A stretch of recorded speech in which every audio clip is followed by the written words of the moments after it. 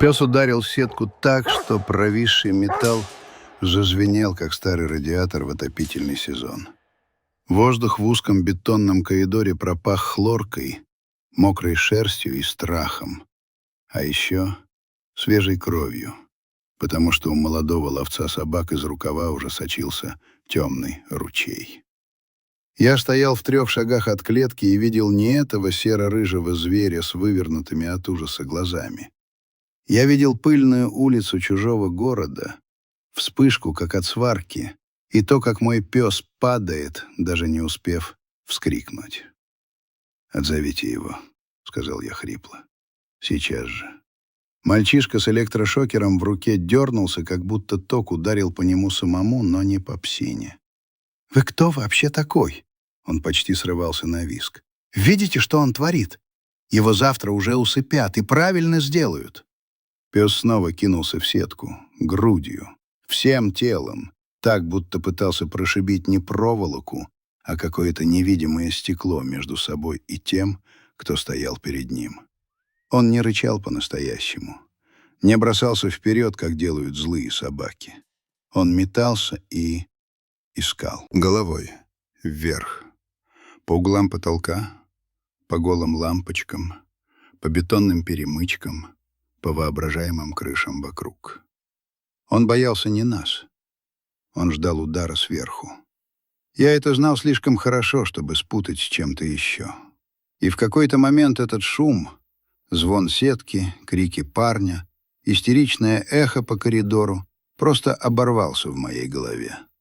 Остался только тяжелый, глухой стук собственного сердца и знакомое, старое, до рвоты знакомое чувство. Ты уже здесь был. Ты это все уже прожил. Ты тогда не успел. А сейчас либо успеешь, либо будешь жить дальше с еще одним голосом в ночи. А меня зовут Степан, 54 года. Бывший прапорщик, кинолог, 2-я чеченская, контракт. 1,5 десятка лет назад я уехал из города и стал тем самым чудаком с кордона, про которого в райцентре шушукаются продавщицы. Живет один в лесу, к людям почти не ездит, собак любит больше, чем людей. То ли кукушкой поехал, то ли святой. Я бы сам не смог сказать, кто из этих версий ко мне ближе. Живу я в Тверской области, между 2 забытыми деревнями, на старом лесном кордоне. Когда-то тут дежурили лесники, следили за пожарами, гоняли браконьеров. Домик мне достался почти случайно. Участок у товарища по службе, дом гнилой, печка треснутая, окна заколочены, крыша течет. Я приехал на пару недель помочь, а остался.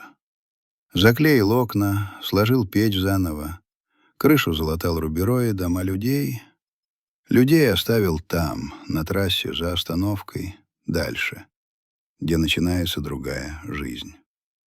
У меня есть печка, железная, пузатая, которая по ночам потрескивает, когда дрова догорают, и теплу не хочется уходить.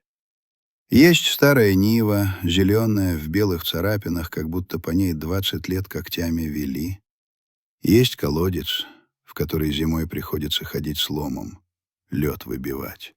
Есть лес, который зимой гудит так, что иногда кажется, это не ветер, а чужие голоса. И есть тишина, та самая, за которой я сюда и забрался. Тишина некогда ничего не шумит. Тишина, когда ничто не зовет. Телефон молчит, двери не стучат, повестки не приходят. Повода больше не дают приказать рядом, лежать и фас. Ты просыпаешься и знаешь, сегодня никто не взорвется, если ты моргнешь не вовремя. По крайней мере, так я себе это объяснял. Раз в сезон, где-то раз в 3 месяца, я спускаюсь в цивилизацию. Набор прост. Крупа, тушенка, макароны, соль, чай. Иногда таблетка для давления, если врач из райцентра вспомнит про меня и позвонит участковому. Каждый такой выезд, как маленькая командировка на чужую планету. В тот день все начиналось обычно. Я проснулся еще до рассвета, потому что печка почти выдохлась, а мороз за окном щипал так, что от стекла тянуло синевой. Поставил чайник, сунул в рот сухарь, натянул старую горку, по которой давно уже можно было читать историю моих падений и зацепов за сучья. Обул валенки, сверху кирзачи. Умываться в ледяной воде не хотелось, но я все-таки плеснул на лицо. Еще от службы привычка. Из дома только через холод. Во дворе хрустел наст. Нива под сугробом торчала, как старая лягушка в болоте.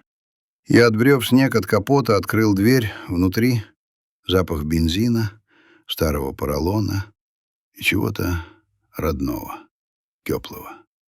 Сел, повернул ключ. Стартер с хрипом провернулся 2 раза и замолчал, как солдат, которому сказали смирно в самый неподходящий момент. «Не вздыхай, подруга», — сказал я вслух и попробовал снова. Со 2-го раза мотор все-таки схватился. Лобовое стекло медленно начало оттаивать от моего дыхания. Печка задула теплым, пыльным воздухом, и я вырулил на лесную дорогу. Путь до райцентра часа 1,5, если не застрять. Лес, потом поле, потом пара деревень с кривыми избами, где старики сидят на лавках даже зимой, как будто боятся, что их дома забудут, если они в них спрячутся. Дальше асфальт, колдобины, редкие машины. Я давно научился ехать и не смотреть по сторонам. Не потому, что неинтересно, потому что лишние подробности цепляют, как арматура из разбитой плиты. Увидишь чужой двор, вспомнишь, как сам когда-то возвращался домой на пару недель, а потом опять уезжал. Услышишь лай во дворе, сожмется внутри что-то старое, лишнее. Поэтому я глядел на дорогу, на полоску серого перед собой, на стрелку бензобака, на треснувшую панель, где когда-то были часы, а теперь в дырке болтался провод. Уже на подъезде к городу, когда показались первые 5-этажки, один в один, как везде. Облупленная штукатурка, серые балконы, спутниковые тарелки.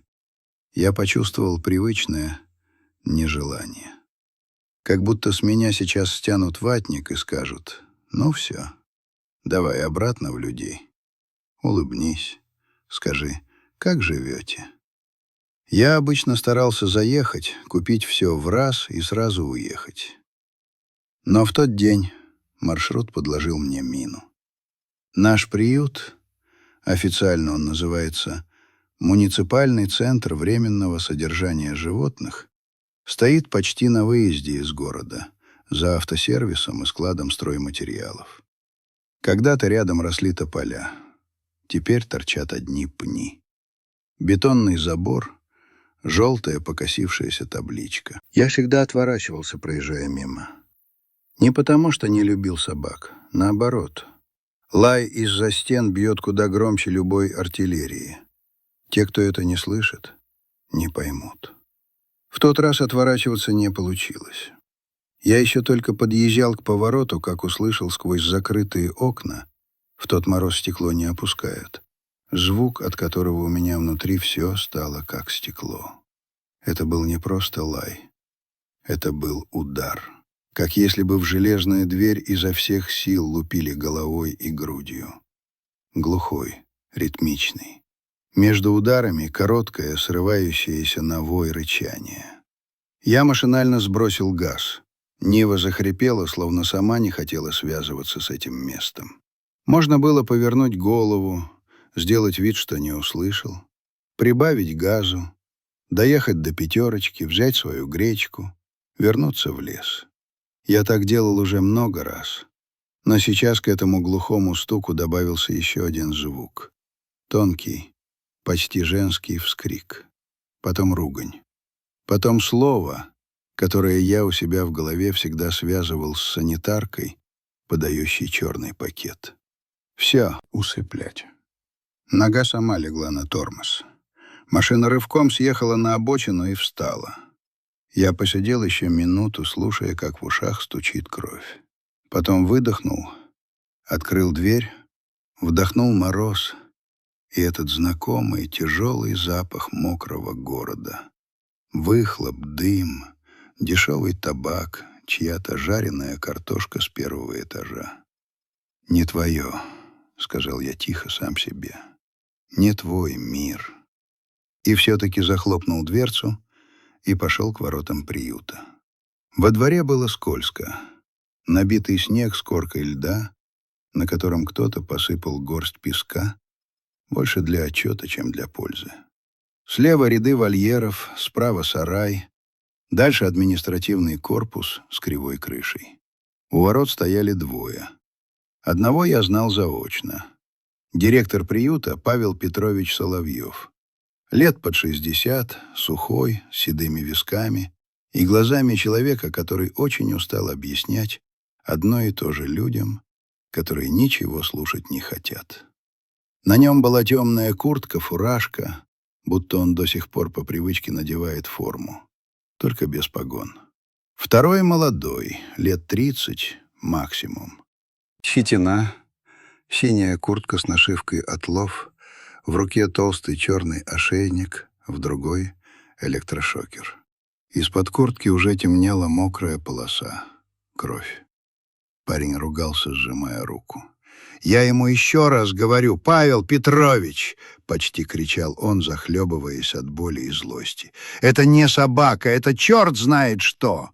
Я за него отвечать не собираюсь. Его надо сейчас, пока не поздно!» «Дмитрий, руку сначала надо», — устало перебил его Павел Петрович. «И успокойся ты». Я подошел ближе, шаркая валентами по льду. За их спинами, на боку, чуть перекосившись, стоял железный переносной вольер, такая большая клетка на колесиках. Внутри серо-рыжая, с белой грудью, мощная немецкая овчарка. Глаза, как две черные дыры. Грудь ходила часто, ноздри вздувались. Он не отрывал взгляда от Дмитрия, но при этом каждые несколько секунд резко поднимал голову вверх, к крыше корпуса, к пустому зимнему небу. Он ждал, что сверху что-то упадет. Что-то страшное. Я это понял сразу. «Убирай электрошокер», — сказал я, не здороваясь. Парень обернулся, смерил меня взглядом. Старый ватник, шапка с опущенными ушами, мешок за спиной, валенки. Такой вечно торчит у магнита и просит мелочь, если верить городским легендам. «Мужик, идите!» Он сглотнул, морщась от боли. «Это вообще не ваше дело, поняли? Это служебный пес, бывший, психованный. Он мне руку порвал. Я заявление уже написал. Завтра бумага будет, послезавтра укол. И все, пусть спит». Слово «служебный» ударило в меня не хуже мороза. Я посмотрел на собаку внимательнее. Плотная сухая мускулатура, уши, которые даже в панике не падали до конца, шрам на груди, где шерсть росла чуть иначе, и этот взгляд, одновременно цепкий и отсутствующий. «Он не психованный», — сказал я. «Он на войне был». Дмитрий фыркнул. «Да хоть в космосе. Мне от этого не легче». Павел Петрович при этом молчал. Смотрел то на меня, то на пса, прищурившись. В его взгляде что-то щелкнуло, когда я сказал про войну. «Вы кто будете?» — спросил он наконец. Я помолчал. Врать не хотелось, но и рассказывать все с порога тоже. «Я раньше с такими работал», — сказал я. «Кинолог, прапорщик. Сейчас в лесу живу». Сказал и вдруг почувствовал, как будто признаюсь в чем-то постыдном. Мол, не смог, ушел, спрятался. «С такими это с кем?» — не отпускал директор. Я выдержал его взгляд. «С такими, у которых глаза, как у него». Павел Петрович молча кивнул. Дмитрий закатил глаза. «Павел Петрович, да вы что, серьезно? Сейчас каждый второй ветеран. У нас таких полгорода. Его уже хотели сдать как боевого, а чип показал, вообще частник был. Потом, Дима, отрезал директор. «Иди в медпункт. Тут рядом амбулатория, тебе зашьют. Справку возьмешь, рапорт потом оформим». «Да он меня...» — начал тот, но, увидев выражение лица Соловьева, сглотнул. «Ладно, только вы с этим аккуратнее. Я вас предупредил». Он сунул электрошокер в карман, бросил ошейник на снег, сжал раненую руку другой и, цокая языком, пошел к калитке. Тишина, которая повисла после его ухода, была режущей. Слышно было, как собака дышит. Так изо рта у него валит пар, как у раскаленного двигателя. Как капает кровь с Дмитриевой куртки на лед, оставляя красные точки, которые тут же темнеют. «Чего вы хотите?» — спокойно спросил Павел Петрович, глядя на меня. Я посмотрел на собаку. Он поймал мой взгляд, дернулся, но не кинулся. Просто снова вскинул голову вверх на крышу, на этот пустой зимний небосвод, и коротко, сдавленно тявкнул. Как тогда. Я вдохнул поглубже.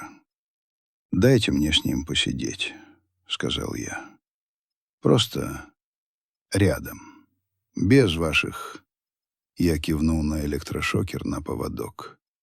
«Без этого». «Вы с ума сошли?»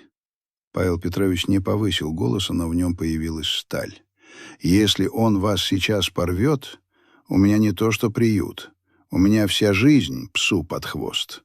Страховка, прокуратура, эти ваши...» Он поискал слово, махнул рукой. «Камеры, блогеры». Я не полезу к нему в клетку. Дайте стул или табурет. Я сяду вот там. Я показал на пятно в 3 метрах от переноски. И все. И что это вам даст? Директор прищурился. Я пожал плечами. Может, ничего. Может, я запнулся, подбирая слова, чтобы не прозвучать совсем уж чокнутым. Может, не будет орать до самого конца. Ему хоть кто-то окажется не врагом.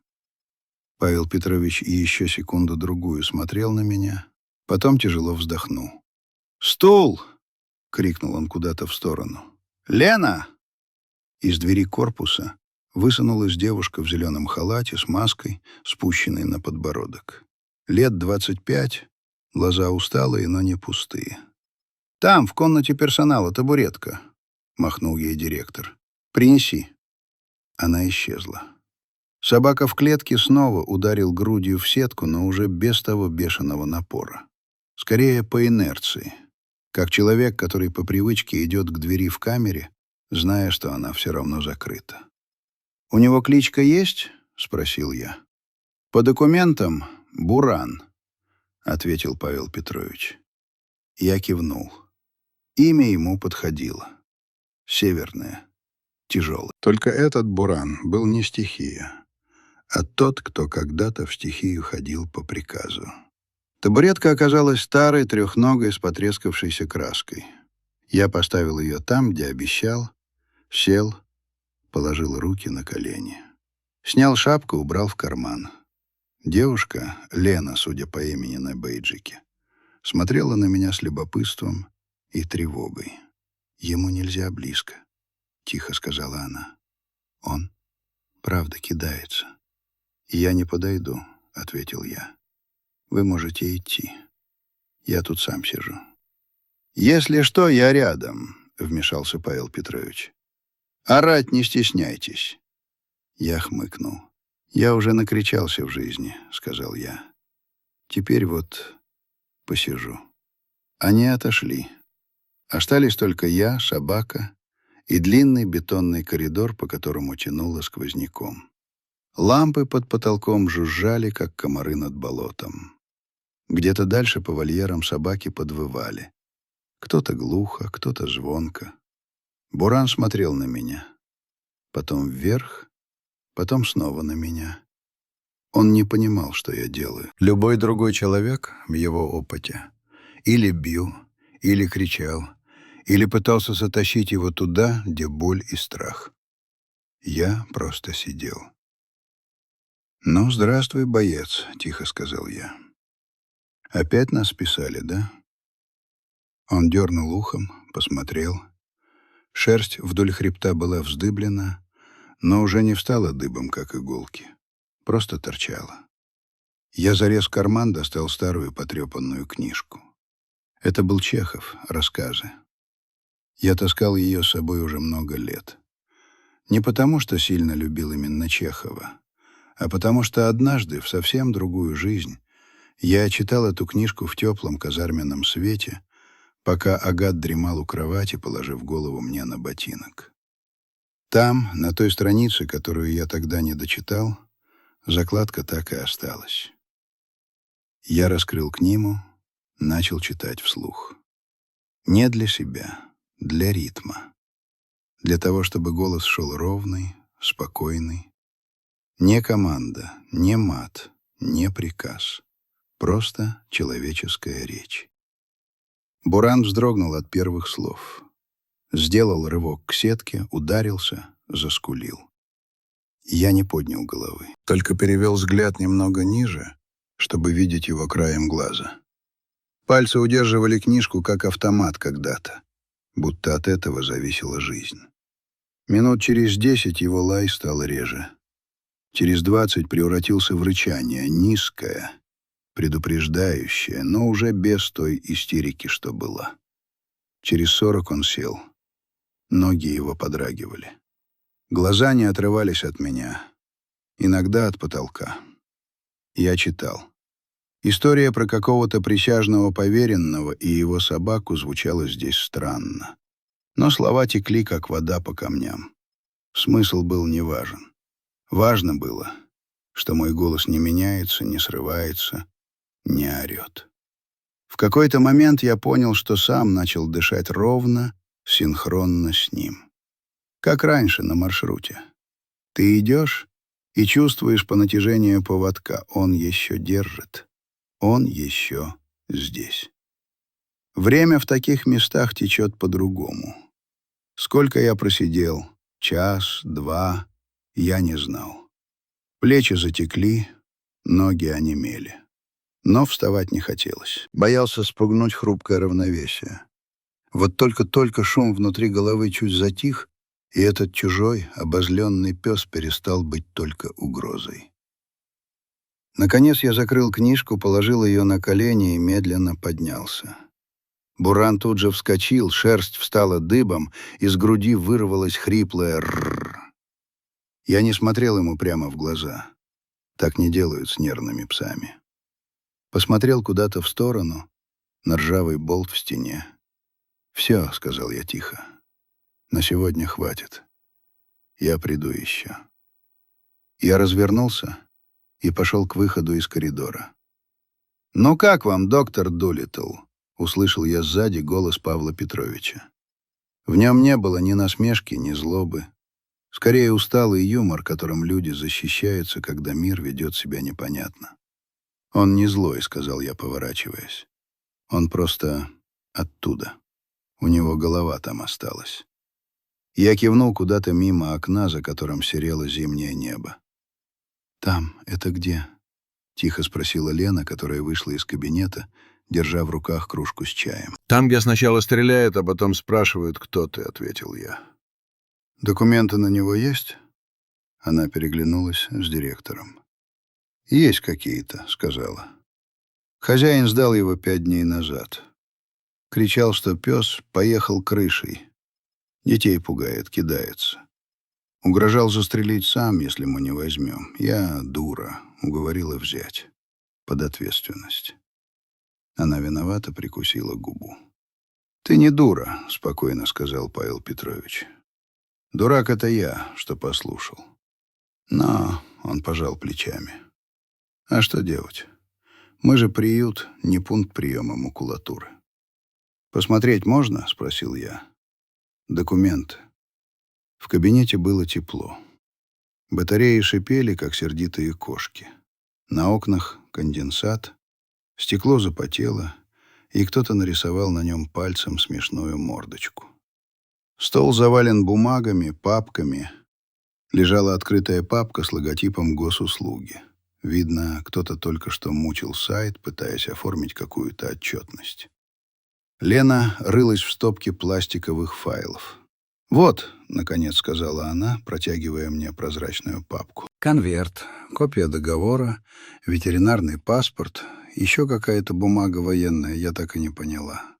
Я взял. На конверте эмблема Министерства обороны. На листке сухие строки, печати, подписи. Служебная собака, кличка Буран, порода немецкая овчарка. Назначение патрульно-розыскная, место службы. Я остановился на знакомых буквах. Там, где служил он, служили и мы. «Он в составе частей был», — сказал я, чувствуя, как язык становится сухим. «Не частник. Его потом списали». «Так в паспорте же указан новый владелец», — вмешалась Лена. «Какой-то частный охранник». «Списали, потом отдали», — кивнул я. «Нормальная практика. Отслужил свое, отдали в хорошие руки». Словосочетание «в хорошие руки» прозвучало так фальшиво, что самому стало тошно. «Короче так», — Павел Петрович оперся руками о стол. «У меня на руках рапорт от Дмитрия. Укус средней тяжести, необходимы швы. По правилам, если служебная или бывшая служебная собака проявила немотивированную агрессию, приют обязан...» Он замялся, но я и так знал, чем закончится фраза. «Усыпить», — сказал я, — «в течение недели». «В течение 7 дней, да», — уточнил он. «Там четко написано. Если только не найдется организация, готовая взять на себя ответственность, договор, страхование, либо...» Он махнул в сторону компьютера. «Подтвержденный перевод в специализированный центр. Через госуслуги это оформляется. Теоретически». «Практически?» — спросил я. «Практически», — он усмехнулся, — «практически им такие, как наш Буран, не нужны. Болт в голове, психика ушатана, да еще и укус по человеку». Мы помолчали. В офисе пахло чаем, бумагой и еще чем-то усталым. Сквозь стену был слышен далекий лай. «Слушайте», — тихо сказала Лена, — «но ведь если он сможет, адекватно вести себя при человеке, может, хотя бы шанс появится? Там же в положении написано: при наличии доказательств управляемости допускается передача». Я читала. Ночью. Павел Петрович махнул рукой. «Читал я это положение. Они всегда так пишут: допускается. А потом сидишь и доказываешь, что ты не верблюд». «А если доказательства будут?» — спросил я. «Реальные. Видео, например. Что он в наморднике на поводке идет спокойно, не кидается, позволяет себя осматривать. Вы думаете...» — директор посмотрел на меня, как на сумасшедшего. 7 дней на такого. Вы его видели вообще?» Я кивнул. «Видел. Других таких тоже видел». Он долго смотрел на меня. Потом отрел глаза, уткнулся в стопку бумаг, заговорил уже тише. «Я, может, и рад был бы. Я этого дурня Дмитрия от тебя еле оттащил. Он жуть как собак боится, хотя работа у него такая. Его пару лет назад питбуль покусал, до сухожилий. Он с тех пор, как кого-нибудь видит со скалом, у него тумблер щелкает. А по бумагам все просто. Есть укус, есть протокол. Есть протокол, есть предписание». Он постучал пальцем по столу. «У меня тоже не только приют. У меня отчетность, прокуратура, проверки. Один скандал, и закроют нас к чертовой матери. Собаки эти разбредутся по помойкам. Мы тогда чем им поможем?» Я понимал его. Слишком хорошо. Каждый здесь был заложником своего страха и своей совести. «Я не прошу вас нарушать закон», — сказал я. «Я прошу дать мне эти 7 дней. Я никуда не поеду. Буду сидеть здесь, в коридоре, во дворе, ночевать в машине. Если через неделю он не даст надеть на себя намордник и не пойдет со мной, как с проводником, до вашей будки, делайте, что должны». Я проглотил ком в горле. «А если даст, вы оформите перевод. Хоть в центр, хоть ко мне, хоть куда». «К вам?» — приподнял брови Павел Петрович. «У меня кордон, лес кругом. Никому не помешает. Я задумался, подбирая слово. Я знаю, как с такими жить». Лена смотрела на меня широко раскрытыми глазами. В них плескалась та самая наивная надежда, которую взрослые мужчины давно разучились себе позволять. Павел Петрович вздохнул. «Ладно», — сказал он, — 7 дней. Но если еще хоть один укус...» «Не будет», — перебил я, — «если будете держать подальше от него своих с электрошокерами». Первую ночь я провел, как и обещал, в Ниве у приюта. Двигатель заглушен, окна запотели изнутри, дыхание застыло легким инеем. Я закутался в старый армейский бушлат, подложил под голову свернутый свитер. Спина ныла, ноги затекли, но уснуть все равно не получалось. В ушах шел глухой, ровный шум. Не лай, не город, а тот самый шум, который сопровождает тебя с войны. Как будто кто-то включил где-то далеко старый телевизор без звука, но с помехами, и забыл выключить. Я думал о Агате. Его звали так не случайно. Черненый, с блестящей шерстью, с глазами, в которых всегда светилось, что дальше. Он был не просто собакой. Он был моим напарником, моим напоминанием о том, что рядом еще есть живое, которое не спрашивает, за что мы здесь. Оно просто идет и делает свою работу. Тогда, в тот день, я сжал руки до белых костяшек. Изо всех сил гнал память прочь. Потому что если дать ей ходу, она захлестнет, как вода в переполненной ванне, и уже не вылезешь. Но память все равно пришла. Жара давила, как мокрый ватник. Воздух дрожал над пыльной дорогой. Мы шли вдоль блокпоста, по обочине. Агат чуть впереди, на коротком поводке. Металл на нем звенел негромко. Он шел легкой, уверенной рысью. Я был без сна 2 суток. До этого была зачистка, потом ночь на КамАЗе, потом эту смену подбросили. Глаза соднило, в висках пульсировало. На перекрестке, где дорогу перерезала канавка, Агат вдруг застыл. Весь. Как будто его кто-то выключил. Голова резко пошла вверх, уши назад, в затылку. Глаза расширились. Он не смотрел под лапы. Он смотрел на крыши домиков, на балкон с выбитыми стеклами. Вдохнул резко, так что грудь раздулась. Я почувствовал, как поводок дрогнул в руке. Надо было в тот же момент отдать команду назад, отойти, поднять по рации саперов. Мы так делали 100 раз до этого. Но в тот день у меня в голове был туман. Я подумал, может, кот, может, птица. Может, ему тоже жарко и надоело. Одна лишняя мысль. Одно лишнее может. «Вперед!» — сказал я тогда. «Осматривать!» Я до сих пор помню, как дрогнули у него уши. Он послушался. Потому что он всегда слушался. Шагнул еще 2 шага. Я не успел даже вдохнуть. Вспышка. Звук, как если разорвать небо пополам. Земля под ногами вздрогнула. Я упал. Потом были крики, мат, чья-то кровь на моем лице, то ли чужая, то ли своя. А Агат? Его я уже больше не видел живым. С тех пор каждый раз, когда я видел собаку, которая смотрит не под лапы, а вверх, у меня внутри все ломалось. Как будто в старом доме нажали выключатель люстры, и на секунду стало видно всю пыль в углах. Буран был такой же. Я проснулся от того, что где-то рядом хлопнула дверь. За окном уже серел предрассвет. Машины проезжали, обдавая двор приюта желтоватым светом фар.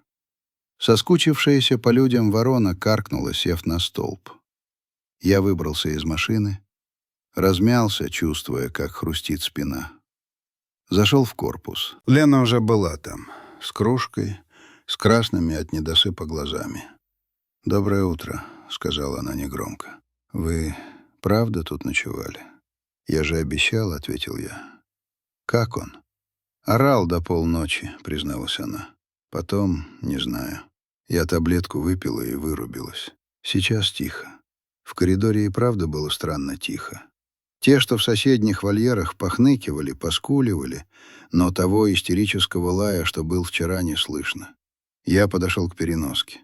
Буран лежал, прижавшись к дальней стенке, грудь у него ходила часто. Глаза были открыты. Он смотрел не на меня.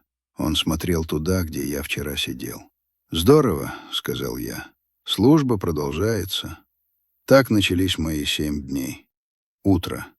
Чай из термоса, табуретка, Чехов. Днем редкие разговоры с Леной, иногда с Павлом Петровичем. Дмитрий появлялся раза 2. Косился на меня, на собаку, шипел что-то вроде «психи оба» и исчезал. Я не вступал в разговор. Его страх — его дело. У каждого своя война. С каждым днем Буран чуть-чуть раньше переставал бросаться на сетку. Чуть-чуть дольше просто лежал и слушал. На 3-й день он впервые опустил голову на лапы, не отводя взгляда от меня. На 4-й подполз ближе, к той стороне, что была обращена ко мне. Я стал менять ритуал.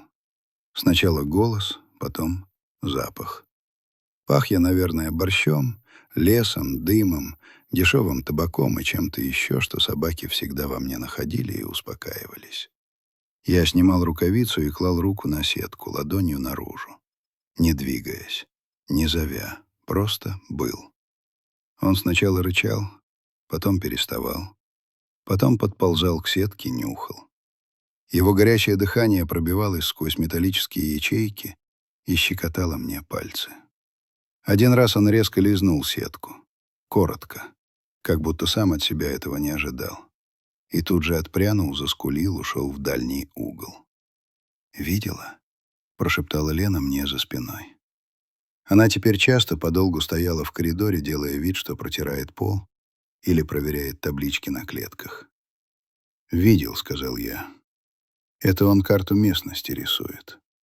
«Какую еще карту?» — не поняла она. «Где кончается страх?» — ответил я. «И начинается любопытство». Она вздохнула. «Я вчера до ночи отчеты заполняла», — сказала вдруг, тихо, как будто стыдясь смены темы. «На госуслугах этот отчет по пойманным животным еле отправила, сайт лег 3 раза. У нас, знаете, все теперь электронное. Усыпили собаку — отчитайся, привили — отчитайся, потеряли — тоже отчитайся. А живые они там или уже?» Она махнула рукой, не договорив. «Система», — пожал я плечами, — «у системы души нет. Ее только мы ей иногда подкидываем. Своей». Она улыбнулась криво. «Вы странный, Степан», — сказала. «Но спасибо, что вы сюда пришли». На 5-й день случилось то, чего я боялся. В середине дня во двор въехала машина с гербом. Из нее вышел Дмитрий в свежей, чистой форме с перевязанной рукой. Лицо у него было бледное, губы сжаты, в руке папка. «Павел Петрович!» — крикнул он с порога. «У меня решение!» Я услышал его голос в коридоре и почувствовал, как у меня все внутри сжалось. Буран, который только что лежал у самой сетки, вскочил, шерсть на загривке встала дыбом, глаза вспыхнули. Он не видел Дмитрия, но помнил его запах и голос. Когда тот вошел в коридор, Буран взорвался. Это было уже не то бессмысленное метание первых дней. Это была злость, скрученная вокруг страха, как колючая проволока. Он бросился на сетку, врубился в нее плечами, грудью, зубами, пытался ухватить воздух в той точке, где за ним стоял человек, причинивший ему боль. «Вот!» — почти торжествующе выкрикнул Дмитрий, пятясь, хотя стоял еще в 2 метрах от клетки. «Вы это видите? Вы это видите, да? Это же монстр, а не собака!» «Дима, выйди!» — жестко сказал Павел Петрович, который выбежал следом. «Ты его заводишь». «Я его завел?» Дмитрий расхохотался коротко, зло. «Это он меня вон завел! Я теперь всю жизнь с этой рукой буду». Он поднял повязку. Под ней плотная повязка поменьше, края которой едва не промокли. «И, между прочим, — добавил он уже чуть тише, — у меня бумага. Он встряхнул папку. Решение комиссии, повторная экспертиза, рекомендация эвтаназия в течение тех самых 7 дней. Вы мне говорили, подождем. Мы и так ждем. У меня начальство спрашивает, чего мы тянем. «Дай сюда», — устало протянул руку директор. Я стоял рядом с Бураном на своем месте. Он метался в клетке. Глаза у него налились кровью, слюна стекала с челюстей. Я не кричал ему «фу» и не пытался перекричать его вой, просто стоял. И тихо, почти шепотом, повторял одно и то же. «Свой, свой. Тихо, Буран. Свой». Он меня не слышал или не мог услышать через толщу того, что поднялось у него в голове.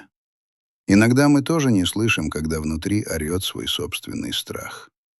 «У вас осталось 2 дня», — сказал Дмитрий, когда Павел Петрович промолвил что-то про апелляцию и возможность перевода. «Потом я сам буду контролировать, чтобы его вывели. Простите, но я не хочу, чтобы кто-то еще оказался на моем месте». Он посмотрел на меня с чистой, неразбавленной ненавистью. Не конкретно мне. К любой попытке пошатнуть уже выстроенную им внутри конструкцию мира, в которой опасное надо уничтожать. «А вы?» — он смерил меня взглядом. «Вы тут поиграетесь и уедете к себе в лес, а мы останемся с этим всем». Развернулся и ушел. Я молчал, потому что понимал. Его тоже по-своему можно было бы посадить на табурет напротив клетки. И, может, через неделю он бы перестал бросаться. Еще через неделю подошел ближе. Но у нас было только 7 дней и 1 пес. Вечером того же дня, когда двор опустел, а Лена заварила в комнате персонала крепкий черный чай в старом заварнике, мы сидели с ней на кухоньке. Узкой с облезлым столом и шанешными кружками. Вода из крана текла ржавая, потом постепенно светлела. Из холодильника бирюса доносился утробный гул, как будто в нем кто-то жил. «У нас каждый год одно и то же», — говорила она, глядя куда-то мимо меня. «Осень как кошмар. То щенков коробками под дверь, то старых, которых по состоянию здоровья сдают. Ходят эти, она поискала слово, женщины в шубах. Говорят, но вы же приют, вот и приютите. А мы потом сидим и выбираем, кого усыпить, чтобы места освободить». Она судорожно дернула плечами. Я потом прихожу домой и думаю, ну как я могу жить дальше нормально? Сесть на кухне, включить телек, перевести маме денег по номеру телефона, посмеяться над чем-то. Я же только что смотрела в глаза живому существу и ставила подпись. Она замолчала, отпила чай. «Вам, наверное, смешно, да?» — спросила она. «Вы столько видели, а я тут с собаками». «Ничуть», — сказал я. «У каждого свой фронт». Она посмотрела на меня пристально. «А у вас...» — она замялась. «У вас был свой пес до этого?» Я кивнул. Горло перехватило так, что говорить было трудно. «Агат», — сказал я. «Порода та же, только черный почти весь». Я рассказал. Не все. Столько, сколько мог выговорить, не сорвавшись. Про жару, про трассу, про тот самый лишний шаг. Про то, как спустя месяц после его смерти я лежал в госпитале, смотрел в потолок с облезшей побелкой и четко знал. Если сейчас на нем появится трещина, я увижу там его морду и не смогу выдержать. Они потом в рапорте написали, что это была неизбежность боевых действий, усмехнулся я. Как будто меня этим хотели утешить. А у меня в голове одно крутилось. Я ему сказал вперед. Я. Не генерал, не министр. Я. Я сжал кулак на столе так, что ногти впились в кожу. Я тогда сказал себе, Больше никогда. Ни приказов, ни команд, ни ответственности за чью-то жизнь. Уехал сюда, в лес, от людей. Думал, если никем не командуешь, никого и не подводишь. Но все равно, — мягко сказала Лена, — вы же сейчас делаете ровно наоборот. Берете на себя ответственность. Я хмыкнул. «Видать, не получилось у меня спрятаться», — сказал я. «Некоторые долги тебя все равно находят, даже в лесу». 6-й день прошел в напряженном затишье. Я уже не читал вслух, просто сидел. Иногда говорил пару слов. Иногда молчал. Пару раз я попытался поднести к сетке намордник, тот самый черный, тяжелый, с металлическими вставками. Буран терпеть не мог его вид. При одном только появлении начинал вибрировать всем телом, как натянутая струна, и уходил в дальний угол. Я не настаивал. Просто клал намордник на пол рядом со стулом. Чтобы он был. Чтобы запах резины, кожи, моей руки и его страха переплелись, перемешались. Может быть, тогда, со временем, в его голове эти предметы поменяют знак. Была опасность, станет ничего страшного. Вечером, когда коридор почти опустел, а дежурный заканчивает мыть пол, я сделал то, чего сам от себя не ожидал. Я отодвинул табурет ближе к клетке. Настолько, что если бы он захотел, мог бы легко достать меня клыками через сетку. Сел, положил ладонь на металл. «Смотри», — тихо сказал я, — «вот граница. Тут ты, тут я. Хочешь — грызи. Хочешь — нет». Это была глупая, отчаянная игра. Но иногда, чтобы сделать шаг, нужно поставить на кон что-то свое. Он подошел. Медленно, как будто через болото шел. Нос почти вплотную к моей ладони. Я слышал, как он принюхивается. Как воздух входит в его ноздри, щекочет мне пальцы. Я не двигался. Даже глаза опустил, чтобы не спугнуть. И вдруг почувствовал.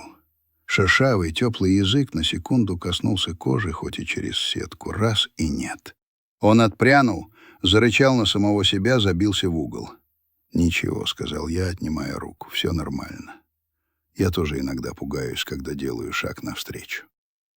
Последний, 7-й день, наступил, как всегда, неожиданно, хотя мы к нему готовились. Утром шел мокрый снег. Асфальт блестел, машины шипели по лужам, обливая тротуар коричневым месивом. В приюте протекала крыша. На лестнице поставили ведро, в которое капала вода. Батареи шипели громче обычного, потом вдруг остывали. В городе опять что-то случилось с котельной. «Классика», — буркнул Павел Петрович, глядя на термометр у двери. «У нас либо жарят, либо мерзнем. Среднего не бывает». Я думал не о батареях. Я думал о том, что сегодня вечером или я поведу Бурана по коридору на поводке, или он пойдет по нему в последний раз в руках у санитаров. «Готов?» — спросил я у него, подходя к клетке. Он посмотрел на меня. Очень внимательно. Будто пытался прочитать по лицу, что его ждет. Я открыл дверцу переноски. Медленно. Доселе ни разу. Все это время он сидел в замкнутом пространстве. Сейчас я открывал ему путь. Не к свободе, нет. Всего лишь в просторный бетонный коридор. Но для него это было как шаг в неизвестность.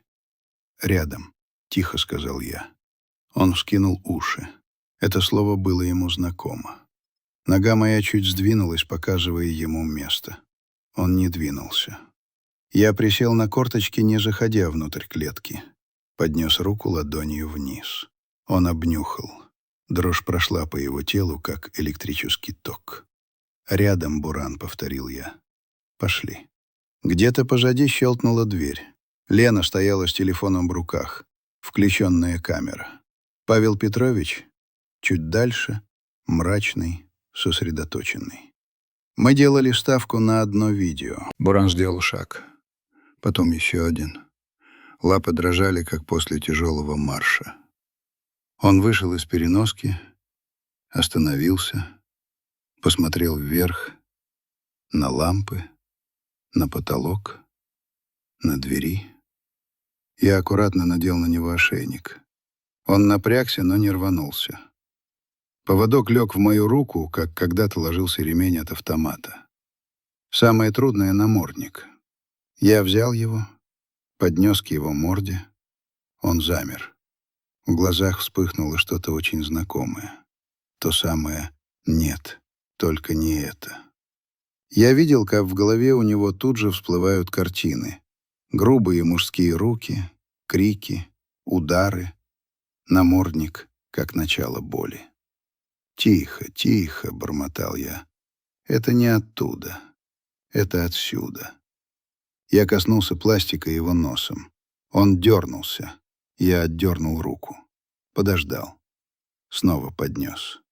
2 раза он рванулся в сторону, ударил плечом меня в грудь. Я удержал и его, и себя. В 3-й раз замер. Я поднес намордник, надел, защелкнул застежку. Мир на секунду стал слишком тихим. Он стоял как камень. Глаза у него расширились, дыхание участилось. «Молодец», — сказал я. «Хороший боец». Погладил его по шее, медленно, уверенно. Он не отстранился. «Снимаешь?» — бросил я через плечо. «Да», — голос Лены дрожал, — «снимаю». «Ну что?» — вздохнул я. «Пошли». И мы пошли по коридору. Я чуть впереди, он у левой ноги. Как когда-то давно в другом коридоре, пахнущем затхлостью и потом, мы также шли с Агатом.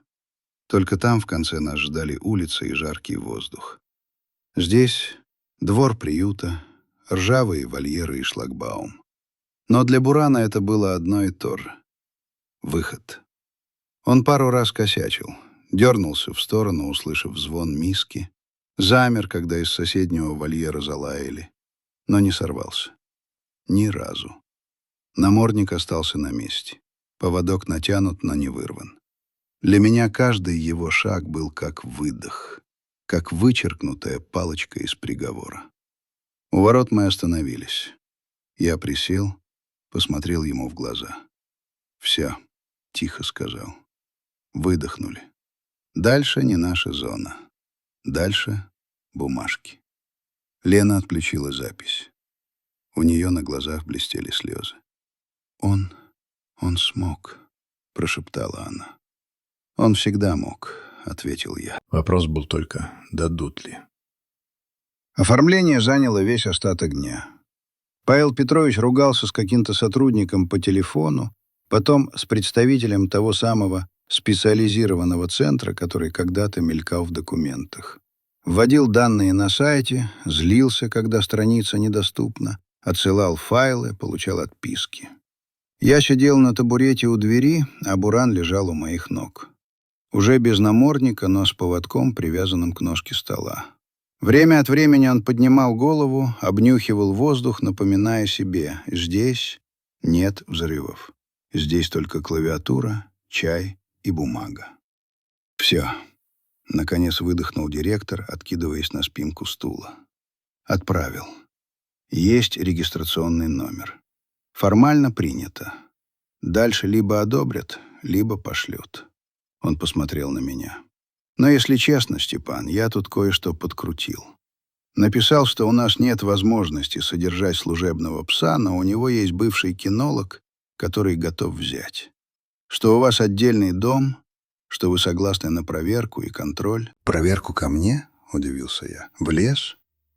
Он усмехнулся. «У нас теперь все через видео и приложение», — сказал. «Пришлют вам на телефон ссылку, вы пройдете идентификацию, подтвердите, что вы — это вы, покажете двор, покажете собаку, и все». «Телефон у меня кнопочный», — признался я. Лена прыснула. «Ничего», — сказал Павел Петрович. «Придумаем. К тебе, Лена, пусть приходят, а вы уж там как-нибудь». Я посмотрел на Бурана. Он смотрел на меня. «Короче», — продолжил директор, — «официально его переводят на индивидуальное содержание к вам. под контролем центра. Мы тут будем числиться как передавшая сторона. Дмитрий пусть сколько угодно орет. У него была неделя. Неделя прошла, собака признана управляемой, бумага есть. Он поднял на меня глаза. «Ты уверен?» — спросил он уже не как чиновник, а как человек. «У тебя там лес, медведи, одиночество. Ты и сам себе, может, еле-еле. А тут еще это». Я глубоко вдохнул. В груди что-то щелкнуло. Как когда в печке догорает последняя полена и раздается тихий, но очень отчетливый треск. Я 15 лет пытался жить так, будто Агата никто никогда не звал моим, сказал я. Не вышло. Я погладил Бурана по холке. Пусть в этот раз у меня будет шанс не сказать вперед туда, где рванет, а сказать домой. Мы выехали уже в сумерках. Лена махала нам из-за ворот, прижимая к груди ту самую кружку из кухни.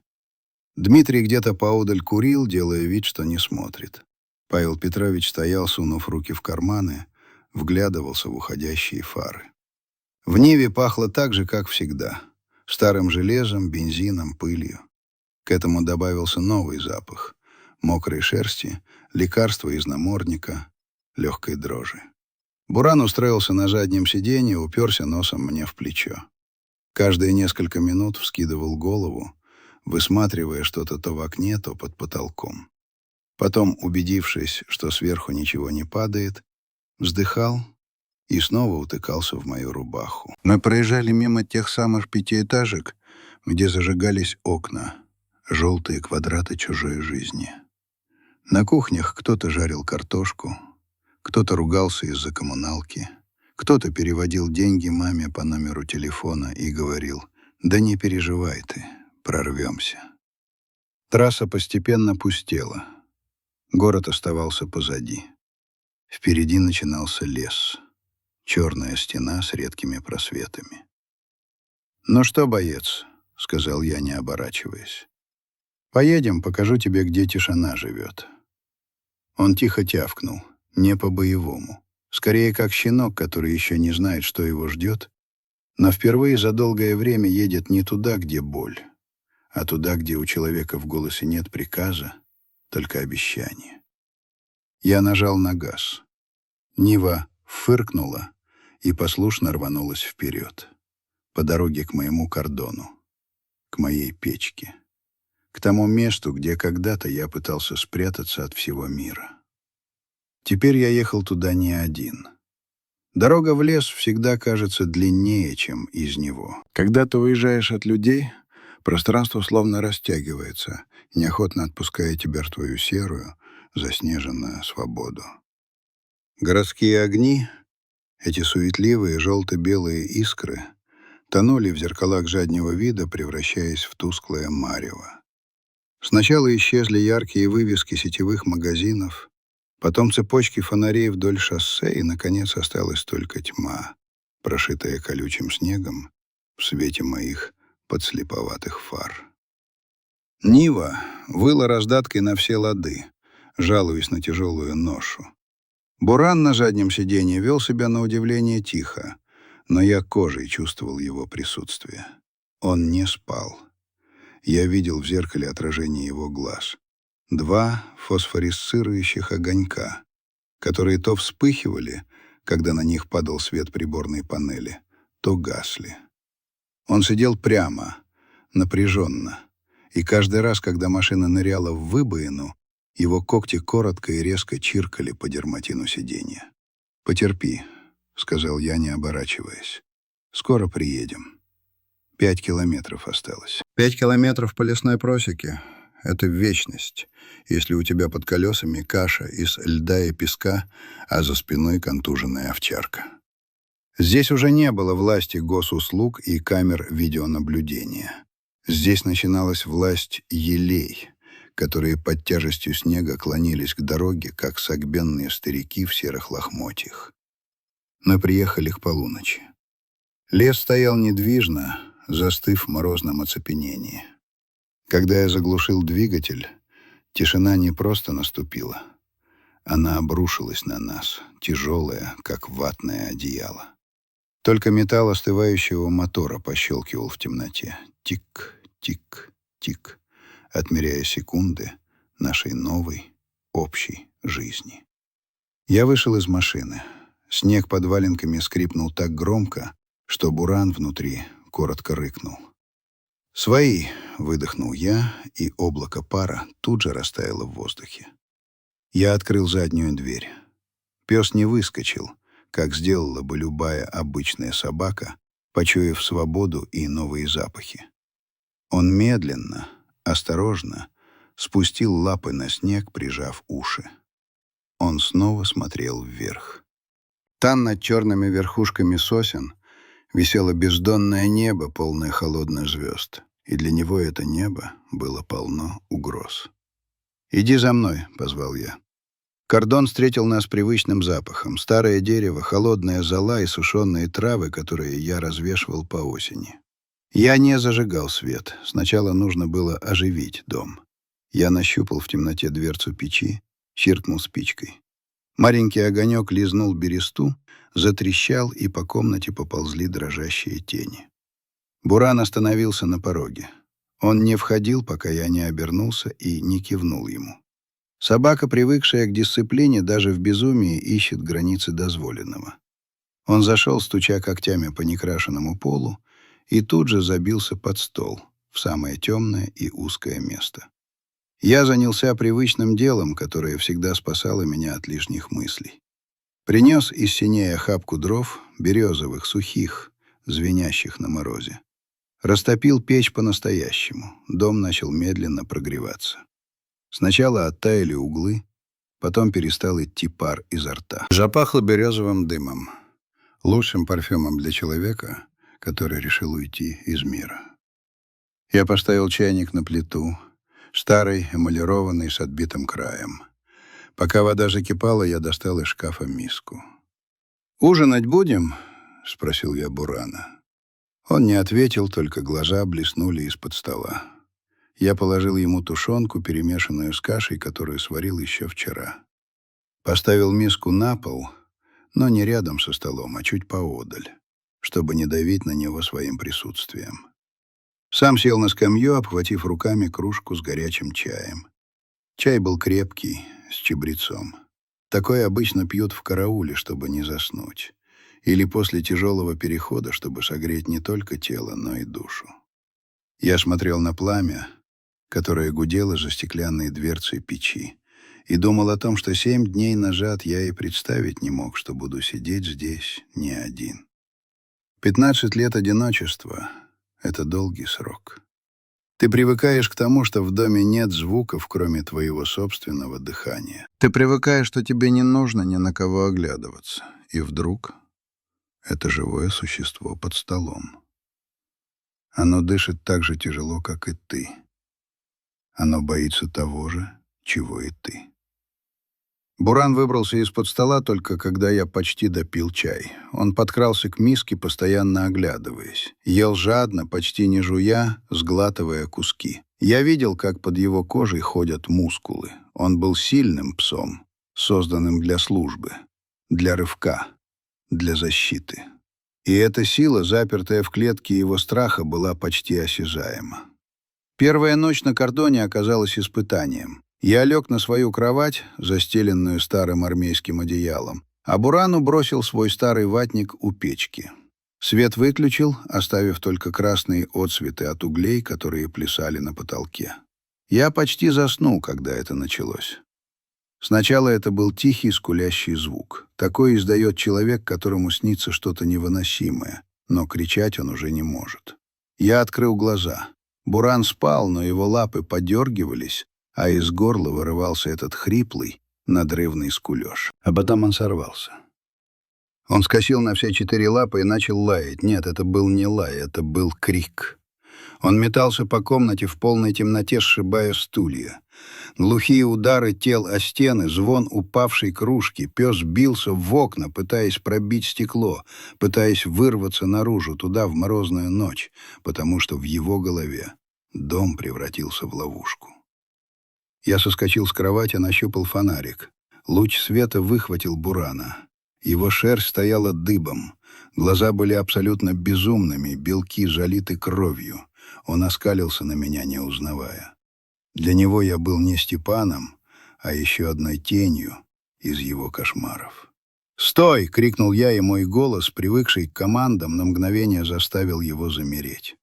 Он тяжело дышал, припав к полу, готовый к прыжку. «Тихо, Буран, тихо, брат. Это я». Я не подходил. Я просто сел на пол прямо там, где стоял, в одних исподних и тельняшке. Холод от пола тут же пробрал до костей, но это было неважно. «Помнишь?» — начал я говорить негромко. «Кандагар. Пыль такая, что зубы скрипят. И небо синее-синее, как в кино. Мы идем, а за углом ослик стоит, ушами придает. Помнишь, Агат?» Я осекся. Назвал его другим именем. Но Буран вдруг перестал рычать. Он наклонил голову на бок, прислушиваясь к ритму моего голоса. «Да», — продолжал я, чувствуя, как по спине течет холодный пот. «Мы идем, и все хорошо. Тишина. Только ветер сухую колючку гоняет. Мы с тобой живые, понимаешь? Мы живые». Я говорил и говорил. Рассказывал ему про лес, про то, как весной здесь потекут ручьи, как запахнет прелой листвой, как птицы начнут орать на все лады. Я рассказывал ему свою жизнь, которую никогда не рассказывал людям. О том, как дочка выросла и уехала в Питер и присылает теперь только открытки на Новый год. «Папа, у меня все хорошо, не болей». О том, как жена ушла, не выдержав моего молчания после возвращения. Буран медленно опустился на живот. Он все еще дрожал, но безумие в глазах начало сменяться усталостью. Такой глубокой, смертельной усталостью, которую знают только те, кто слишком долго был на посту. Он подполз ко мне, неуверенно, по сантиметру. Положил голову мне на колено, его челюсти все еще мелко дрожали, но он больше не искал врагов в тенях. Я положил руку ему на затылок. Шерсть была жесткой и пахла псиной, дымом и снегом. «Вот и все», — шепнул я. «Отбой, Буран. Смена сдана». Мы так и просидели на полу до самого утра. Печка остыла, дом наполнился серым предрассветным светом, а мы сидели, два старых солдата, прижавшись друг к другу, и ждали, когда солнце, наконец, пробьется сквозь еловые лапы. Утро наступило трезвое и жесткое. В лесу нет места сантиментам. Если ты не заготовишь дров и не принесешь воды, ты замерзнешь, будь ты хоть трижды героем. Я поднялся, когда солнце едва коснулось верхушек сосен. Буран тут же вскинулся, следя за каждым моим движением. Его взгляд стал другим. В нем появилось то самое рабочее внимание. Он ждал команды. Но я не давал команд. «Идем гулять», — сказал я просто. Я надел валенки, бушлат, взял поводок, но надевать его не стал, просто открыл дверь. «Пошли». Пес замер на пороге. Он долго принюхивался к лесному воздуху. Здесь пахло иначе, чем в городе. Здесь не было запаха бензина, людей и других собак. Здесь был запах чистоты, от которого кружилась голова. Он вышел на снег. Сначала робко, потом все увереннее. Он обежал дом, пометил угол. Потом остановился и посмотрел в лес. Там, в гуще ельника, что-то хрустнуло. Буран мгновенно напрягся, хвост встал трубой, из груди вырвался короткий «вуф». «Это белка», — сказал я. «Не наш объект». Мы пошли к колодцу. Я тащил ведра, а пес шел рядом, плечо к плечу. Это было странное чувство. Снова чувствовать рядом этот ритм. Ритм 4 лап. Когда я опускал ведро в колодец, цепь загремела. Буран тут же припал к земле, сканируя небо. Для него этот звук был похож на... я не знаю на что. На скрежет металла, на звук затвора. «Свои», — повторил я, вытягивая ведро. Это просто цепь. Вода будет. Я зачерпнул ковшом ледяную воду и вылил в миску. Пес подошел и начал пить. Лакал долго, с наслаждением. Весь день мы работали. Я колол дрова. Тяжелое, тупое занятие, которое отлично прочищает мозги. Топор со звоном входил в березовые чурки, разваливая их на две ровные части. Буран лежал неподалеку на куче щепок. Он не отдыхал, он охранял. Его уши постоянно двигались, ловя каждый звук леса. Крик сойки, скрип старой сосны, далекий гул самолета. Кстати, когда в небе показался инверсионный след самолета, маленькая белая точка, едва слышимый гул. Буран сорвался. Он начал крутиться на месте, лая на небо.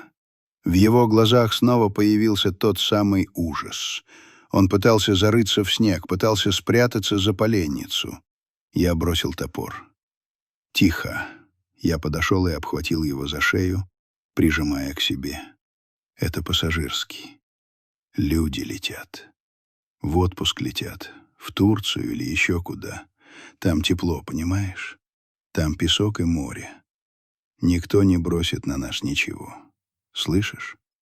Я держал его, пока гул не затих. «Нам нужно это лечить, парень», — сказал я ему, глядя в его черные глаза.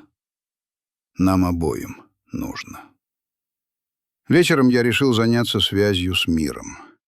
Достал свой кнопочный телефон, старый, с облезлыми кнопками, которые я держал только для экстренных случаев. Чтобы поймать сигнал, нужно было выйти на пригорок за домом и поднять руку повыше. Мы пошли на пригорок. Буран шел впереди, разведывая путь. На вершине холма, откуда открывался вид на заснеженную долину реки, я поймал 2 палочки. Тут же пришла СМС. От Лены. «Степан, как вы? Как Буран? У нас тут Дмитрий бушует, говорит, что вы собаку украли. Павел Петрович его осадил, но будьте осторожны. Если что, пишите. Лена». Я долго смотрел на маленькие буквы на тусклом экране. Писать ответ было трудно, пальцы, привыкшие к топору, плохо слушались мелких кнопок. «Мы дома. Все нормально. Буран на посту. С приветом. С». Я отправил сообщение и спрятал телефон в карман. «Ну что, Буран?» — я посмотрел на пса. «Дома мы. Слышишь? Дома». Он посмотрел на меня, и в этот раз в его взгляде не было страха. Было что-то другое. Доверие? Может быть. А может, просто признание того, что теперь у нас одна судьба на двоих. Одна печка, одна миска и одна тишина, которую мы будем охранять вместе. Следующие 3 дня превратились в ровный, размеренный цикл. Жизнь в лесу не терпит суеты, она требует ритуалов. Утро начиналось с Бурана. Он теперь не скулил по ночам, или, по крайней мере, я этого не слышал. Он просто ждал, когда я открою глаза. Стоило мне пошевелиться под одеялом, как я слышал его хвост. Тук-тук-тук по полу. Это был самый лучший будильник в моей жизни. Мы выходили на крыльцо. Я курил первую сигарету, глядя, как солнце медленно вылезает из-за ельника, а Буран обследовал территорию.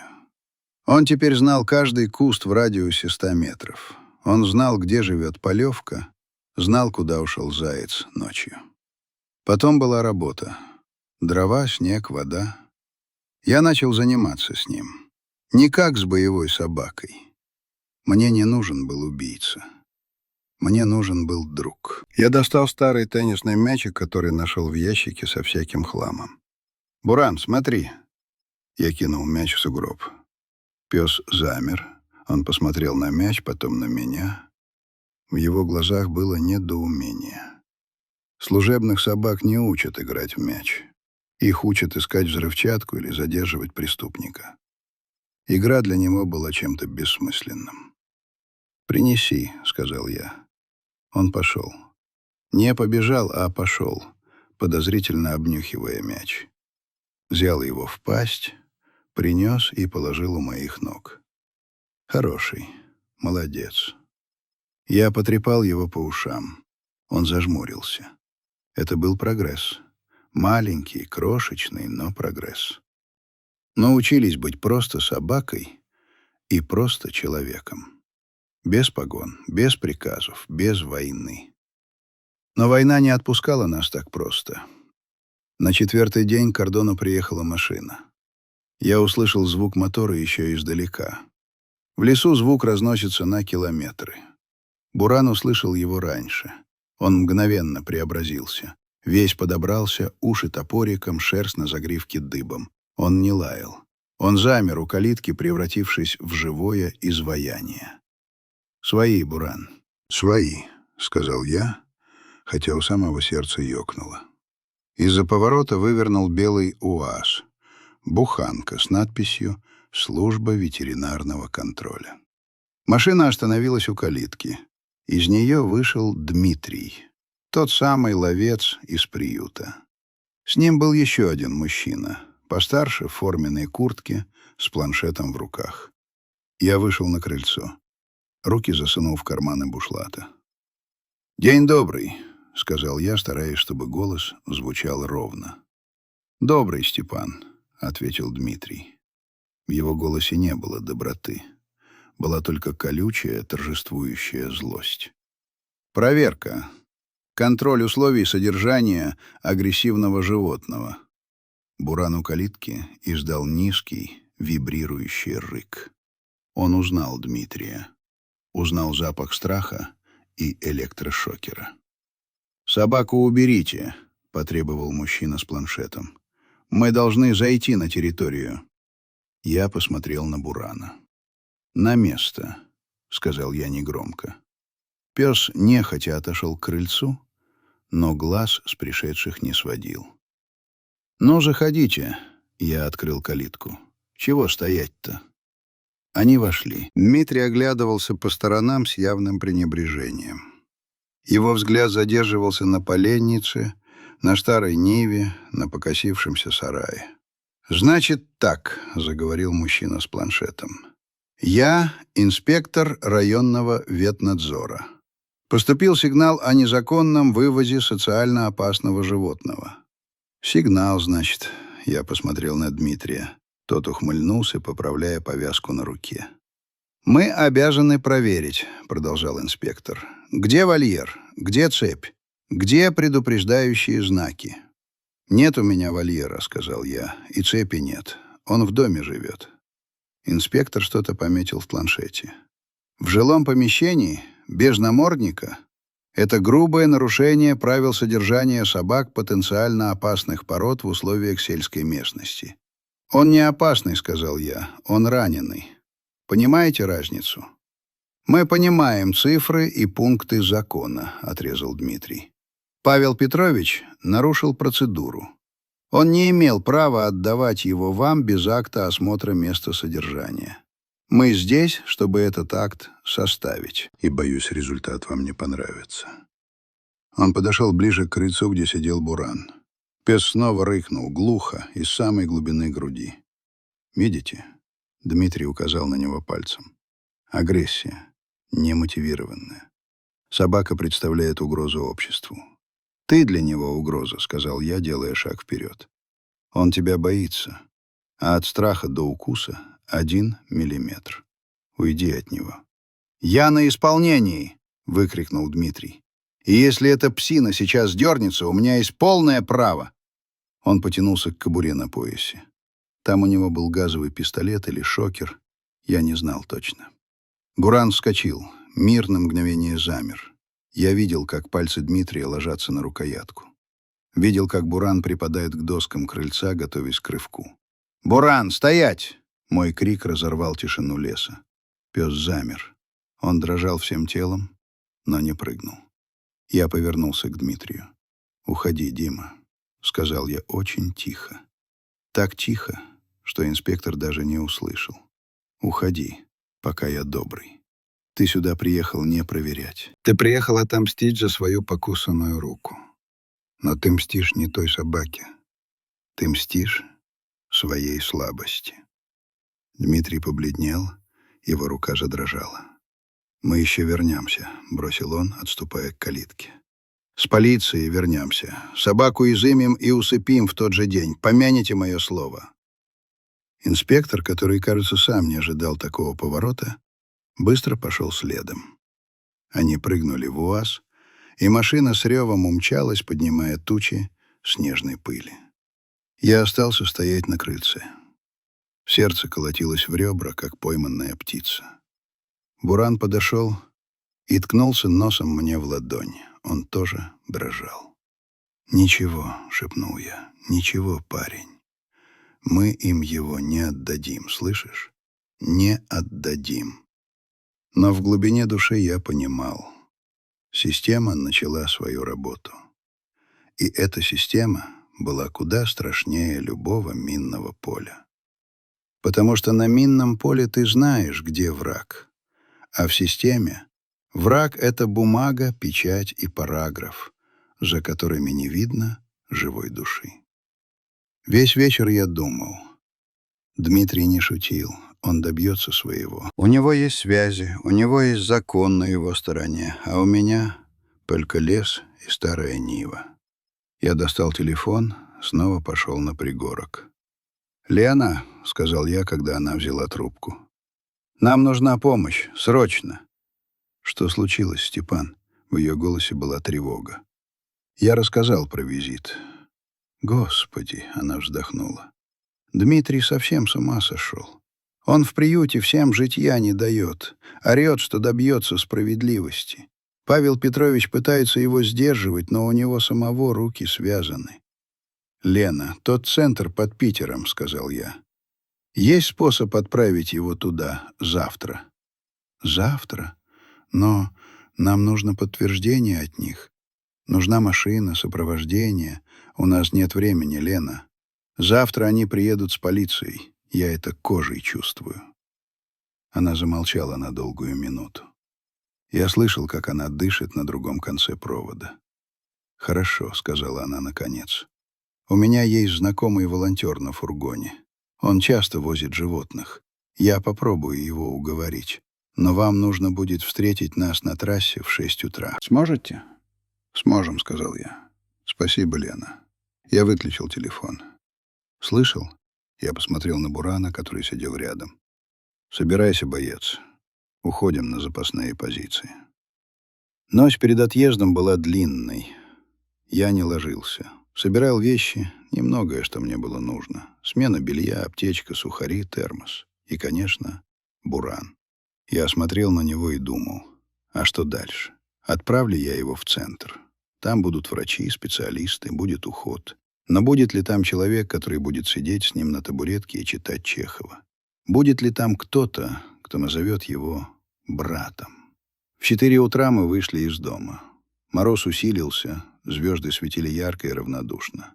Я закрыл дом на замок впервые за много лет. «Пошли». Мы сели в Ниву. Машина завелась с трудом, ворча на холод. Мы медленно поползли по лесной дороге к шоссе. Лес молчал. Он словно провожал нас, качая своими еловыми лапами. Я ехал и думал о том, что, может быть, я больше сюда не вернусь. Может быть, это мой последний путь по этой дороге. Мы ждали на обочине у поворота на райцентр. Фургон показался ровно в 6. Старый, побитый жизнью Ford Transit. За рулем сидел парень в кепке, рядом Лена. Она выскочила из машины, кутаясь в длинный пуховик.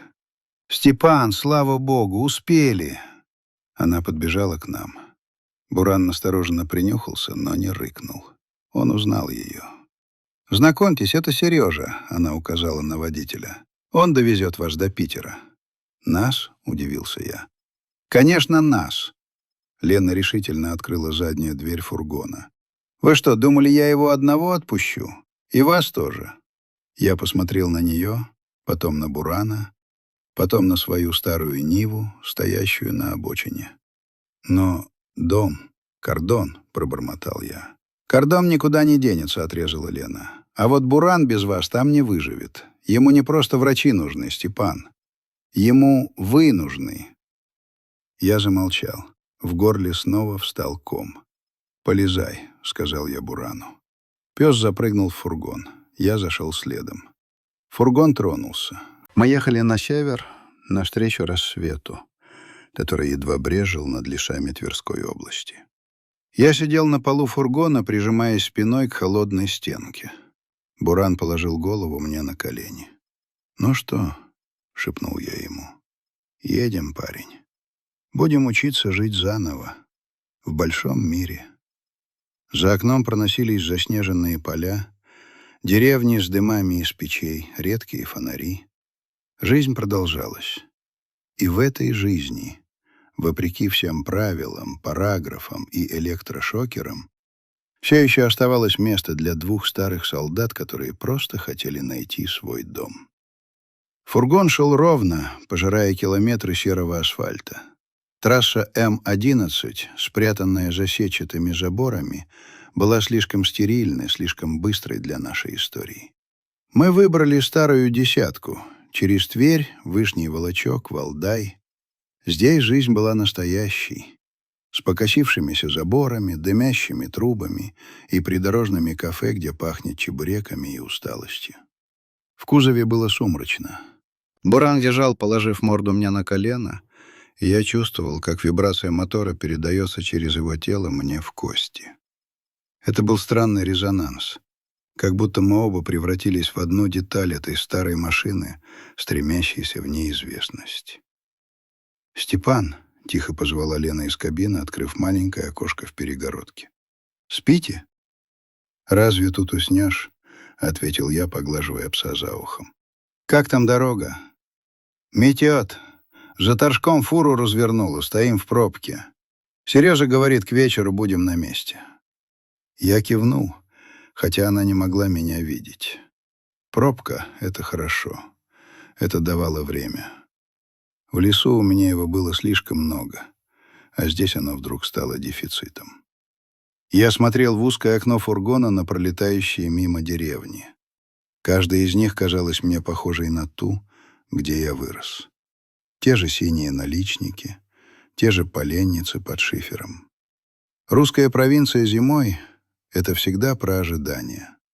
Ожидание весны, ожидание почты, ожидание того, что кто-то приедет и скажет: «Ну все, отмучились». «Знаешь, Лена», — сказал я, обращаясь больше к собаке, чем к ней, «я ведь, когда из Чечни вернулся, полгода из комнаты не выходил. Мать еду на порог ставила, как собаки, а я сидел и ждал». «Чего ждали?» Ее голос в окошке прозвучал совсем близко. «Взрыва. Тишина в городе, она ведь не настоящая. Она как пружина, которую кто-то завел и забыл. Ты идешь по улице, люди смеются, машины гудят, а ты слышишь только, как песок под подошвой хрустит. И ждешь, когда этот хруст сменится хлопком». Буран глубоко вздохнул, словно понимая, о чем я. «Пес этот», — я запнулся, — «он ведь тоже ждет. Только он честнее нас. Он не делает вид, что все в порядке. Он орет, когда ему страшно, а мы молчим. Обрастаем корой, как елки в лесу, и думаем, что это броня. А это просто сухие ветки, которые от первого ветра ломаются». Глава 12. Ленинградский берег. Центр реабилитации находился под Всеволожском. Старая усадьба, когда-то принадлежавшая какому-то графу, теперь была окружена высоким бетонным забором с колючей проволокой. Но здесь это не выглядело как тюрьма, скорее как крепость, за которой прячут самое ценное. Мы приехали, когда небо над Ленобластью стало тяжелым, свинцовым, каким оно бывает только здесь. Запахло большой водой и хвоей. Ворота открыл хмурый мужчина в камуфляже без знаков различия. «Из Твери?» — спросил он, заглядывая в фургон. «От Соловьева», — ответил я, выходя из машины. «Проходите. Собаку на короткий поводок. И намордник обязателен. У нас тут народ нервный, со всей страны везут 300-х». Я надел на Бурана намордник. Он подчинился, но в глазах снова мелькнула та самая искра. Не страх, а готовность. Он понимал. Мы на новой территории. Снова объект, снова правило. Нас встретил врач. Звали его Андрей Викторович. Седой, с мягкими руками и очень жестким взглядом. Он не стал смотреть мои документы. Он подошел к Бурану и просто встал рядом. Не тянул руку, не сюсюкал. Просто стоял 3 минуты, глядя в сторону. Буран сначала рыкнул, потом затих. Он почуял в этом человеке ту же силу, что была в Степане. Силу спокойствия. «Тяжелый?» — коротко сказал Андрей Викторович. «Контузия была?» «Была», — кивнул я. «Под Аргуном 3 года назад». «Ясно. Значит, не только психика, но и органика. Ладно, прапорщик, проходите. Лена нам про вас все уши прожужжала. Сказала, кинолог от Бога, только в лесу спрятался». «В лесу надежнее», — буркнул я. «В лесу тише, это верно. Но здесь у нас своя тишина. Лечебная». Глава 13. Новые порядки. Нас поселили в отдельном блоке. Маленькая комната с 2 койками и вольером прямо внутри, за перегородкой. «Он не будет сидеть в вольере», — сказал я, когда мы остались одни. «Будет», — ответил Андрей Викторович, заглядывая в дверь. «Это не клетка, Степан. Это его личное пространство, его крепость. Он должен знать, что там его никто не тронет. Даже вы». Это было сложно. Я привык, что Буран — моя тень. Но здесь правила были другими. Здесь учили не подчинению, а автономности. Собака должна была заново научиться доверять не только хозяину, но и самому миру. Первые дни в центре были похожи на возвращение в армию, только без муштры. Подъем, обход, процедуры. Бурану давали какие-то препараты, от которых он стал спокойнее, но взгляд оставался ясным. Мы занимались на специальной площадке, где имитировались городские звуки. Шум мотора, крики, хлопки. «Смотри на него, Степан», — говорил Андрей Викторович, стоя за сеткой площадки.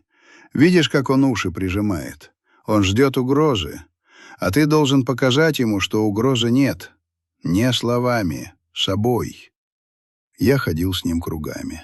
Рядом, сидеть, лежать. Но не как на плацу, как в жизни. Один раз, когда на соседнем участке внезапно заработал перфоратор, Буран сорвался. Он прыгнул на сетку, пытаясь достать невидимого врага.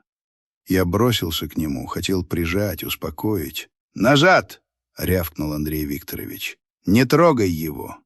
Он же разобьется. Не разобьется. Пусть проорется». Он должен понять, что звук не убивает. Если ты сейчас его обнимешь, ты подтвердишь его страх. Ты скажешь: «Да, парень, это страшно, я тебя прячу». А ты должен сказать: «Это просто шум, и мне на него плевать». Я стоял и смотрел, как мой пес бьется о металл. Внутри все переворачивалось.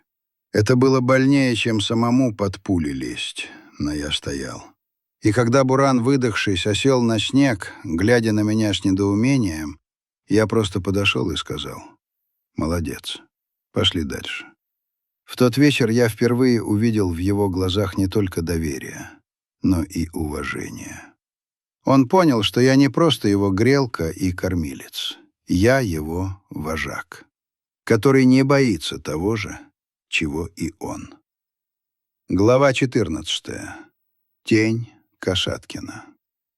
Письмо пришло через неделю. Не на бумаге. Лена прислала скриншот сообщения на мой новый смартфон, который она буквально заставила меня купить в Питере. «Степан, плохие новости. Касаткин подал жалобу в министерство. Он утверждает, что вы вывезли собаку обманным путем, подделав документы приюта. К ним в приют приезжала комиссия. Соловьева отстранили от должности на время проверки. Касаткин требует немедленного изъятия Бурана для проведения независимой экспертизы на агрессивность. Вы понимаете, что это значит?» Я сидел на койке в нашей маленькой комнате и чувствовал, как внутри закипает та самая холодная ярость, которая когда-то помогала выживать в горах. «Что там?» — спросил Андрей Викторович, заходя в комнату. Я молча протянул ему телефон. Он прочитал, хмыкнул, потер подбородок. Значит, парень решил идти до конца. Бывает. Есть такая порода людей. Они свою боль могут утолить только чужой смертью.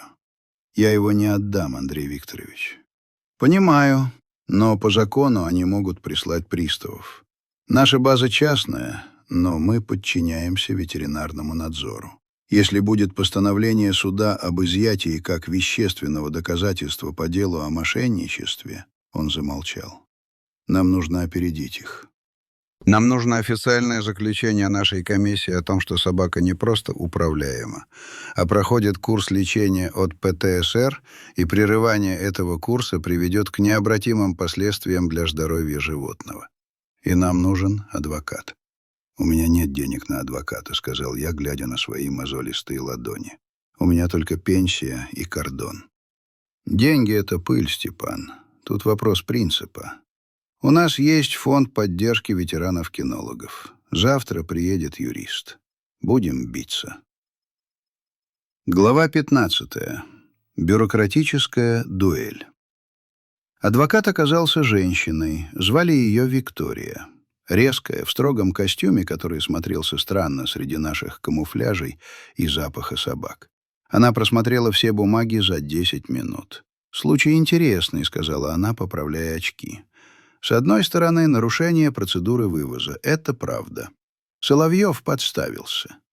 С другой — статья о гуманном обращении и специализированном лечении. Касаткин давит на общественную опасность. Нам нужно доказать обратное, причем публично». «Как это публично?» — нахмурился я.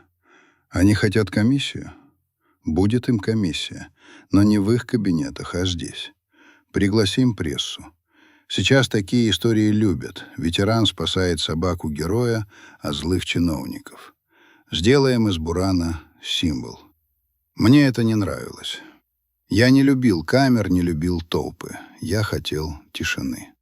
«Степан», — Виктория посмотрела мне прямо в глаза, «если мы будем молчать, они его просто тихо усыпят в каком-нибудь подвале и напишут отчет по форме номер 4. Только шум может их остановить. Вы готовы выйти из леса? По-настоящему?» Я посмотрел на Бурана. Пес лежал у моих ног спокойно и уверенно. Он уже не вздрагивал от каждого скрипа. Он учился жить. «Готов», — сказал я. Глава 16. День открытых дверей. Они приехали через 3 дня. 2 черные машины, микроавтобус с надписью «Телевидение» и тот самый белый УАЗ Касаткина. Дмитрий вышел из машины первым. Он выглядел победителем. В новом кителе, с папкой, перевязанной красной лентой. За ним шли 2 мужчин в форме судебных приставов и несколько женщин из какой-то комиссии. Я ждал их на центральной площадке. Рядом со мной стоял Андрей Викторович и Виктория. Буран был без намордника, на длинном, свободном поводке. «Степан Калашников», — официально начал один из приставов, — «у нас постановление об изъятии животного». «Подождите», — Виктория шагнула вперед. «Мы ознакомлены с постановлением, но в соответствии с законом о защите животных изъятие не может быть произведено, если это угрожает жизни или здоровью субъекта. У нас на руках медицинское заключение. Плевать я хотел на ваши бумажки», — выкрикнул Дмитрий, выходя вперед. «Эта собака напала на сотрудника при исполнении. Она опасна. Посмотрите на него. Он же сейчас кинется». Он специально сделал резкий шаг в сторону Бурана, замахнувшись папкой. Пес напрягся. Я почувствовал, как натянулся поводок. В воздухе запахло грозой. Камеры операторов тут же нацелились на морду овчарки, ловя оскал. «Буран», — тихо сказал я, — «свой спокойно». И Буран сделал то, чего никто не ожидал. Он не зарычал, не прыгнул, он просто сел. И медленно, демонстративно отвернул голову от Дмитрия, глядя на меня. Это был высший пилотаж самообладания. Собака показывала: «Ты для меня пустое место. Ты не стоишь моего гнева». По толпе пронесся шепоток. Журналисты начали что-то быстро говорить в микрофоны. «Это дрессировка!» — заикаясь от злости, крикнул Касаткин. «Он его запугал!» «Нет, Дмитрий». Андрей Викторович подошел к нему почти вплотную. Он его вылечил. То, что вы называете агрессией, было криком о помощи. А то, что вы видите сейчас, — это достоинство. Слово, которое вам, видимо, незнакомо. Комиссия начала шептаться. Женщины в строгих пальто подошли ближе.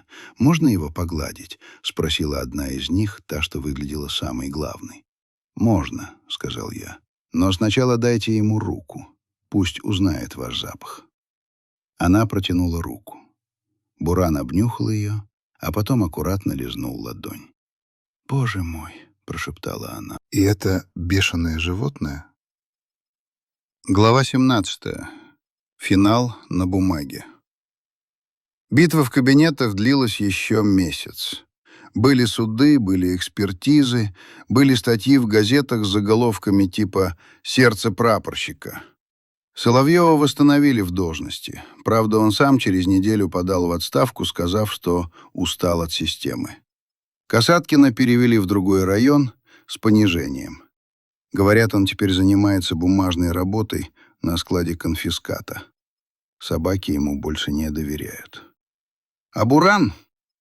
Мы получили официальное разрешение на владение. Виктория добилась того, что Бурана признали служебным ветераном на заслуженном отдыхе. «Ну что, Степан?» Андрей Викторович стоял у ворот центра, провожая нас. «Обратно в лес?» «Обратно», — кивнул я. «Нас там печка ждет. И тишина. Приезжайте иногда. Бурану нужно общение. И вам тоже. Не зарастайте корой, прапорщик. Постараемся». Мы снова загрузились в старую Ниву. Лена ехала с нами. Она решила провести отпуск у меня на кордоне. Помочь с обустройством и просто подышать воздухом, в котором нет хлорки. Глава 18. Тишина на двоих. Мы вернулись на кордон под вечер. Снег уже начал подтаивать, запахло весной. Этот особенный, ни с чем не сравнимый запах сырой земли и пробуждающегося леса. Я открыл дверь дома. Пахнуло холодом и застоявшимся дымом. «Дома», — сказал я, пропуская Бурана вперед. Пес зашел, по-хозяйски обнюхал углы и заглянул под стол. Потом подошел к печке и улегся на свой старый ватник.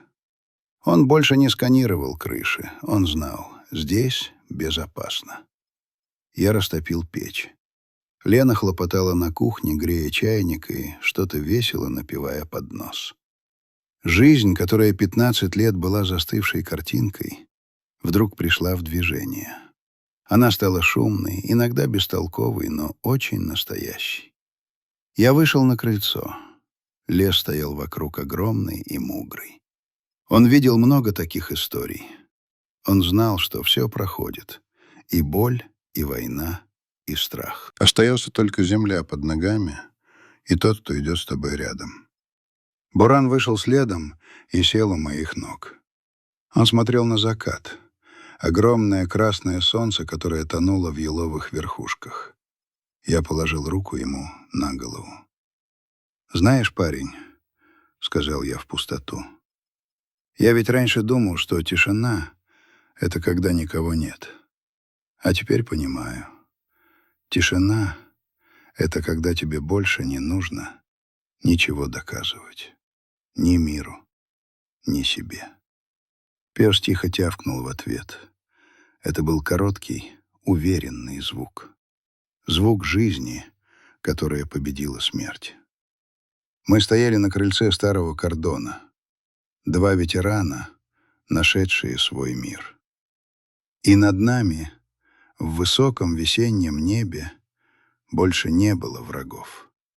Только звезды, которые светили теперь не холодно, а ясно, как маяки для тех, кто наконец-то вернулся домой.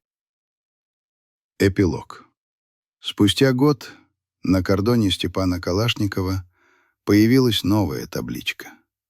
Не официальная, а вырезанная из дерева самим Степаном. На ней было написано «Школа доверия». Туда не привозили агрессивных собак. Туда приезжали люди, такие же, как Степан, с болтом в голове и пустотой в сердце. Они сидели на табуретках, кололи дрова и учились у Бурана главному, тому что шрамы не мешают чувствовать тепло. А Лена так и не уехала. Она открыла в райцентре ветеринарный кабинет, но каждые выходные возвращалась на кордон. Потому что там, среди берез и сосен, жила настоящая правда. Правда о том, что даже самый сломанный механизм можно починить, если у тебя есть терпение, Чехов и одно верное сердце на 4 лапах. И когда по ночам Степану все еще снился Кандагар, он просто протягивал руку в темноту и всегда натыкался на мокрый нос и теплый бок своего напарника. «Отбой, Агат!» — шептал он. «Ух!» — отвечал Буран. И тишина в доме становилась абсолютной.